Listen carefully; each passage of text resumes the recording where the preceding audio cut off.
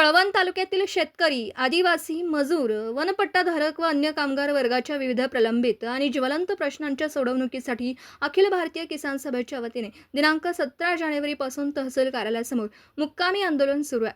संबंधित मागण्या पूर्ण होईपर्यंत आंदोलन सुरू ठेवण्याचा निर्धार आंदोलनकर्त्यांनी केला. या आंदोलनात सहभागी असलेल्या नागरिकांना पिण्याचे पाणी, शौचालय तसेच इतर मूलभूत मानवी गरजा उपलब्ध करून देणं ही प्रशासनाची जबाबदारी असताना सध्या आंदोलनस्थळी या अत्यावश्यक सुविधांचा अभाव असल्याचं निदर्शनास आलं.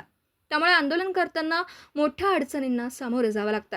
या पार्श्वभूमीवर माननीय तहसीलदार तथा प्रांताधिकारी वळवण तालुका कळवण यांना अखिल भारतीय किसान सभा महाराष्ट्र राज्य परिषद कळवण तालुका यांच्या वतीने सविनय निवेदन सादर करण्यात आलं. आंदोलनस्थळी तातडीने पिण्याच्या पाण्याची व्यवस्था, शौचालय सुविधा तसेच इतर आवश्यक सोयीसुविधा उपलब्ध करून देण्याची मागणी या निवेदनाद्वारे करण्यात आली.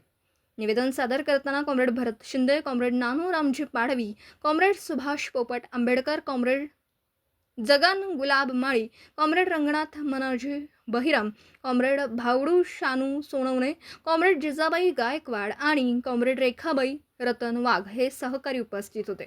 या निवेदनाची तातडीने दखल घेऊन प्रशासनाने आवश्यक कार्यवाही करावी अशी अपेक्षा अखिल भारतीय किसान सभेच्या वतीने व्यक्त करण्यात आली.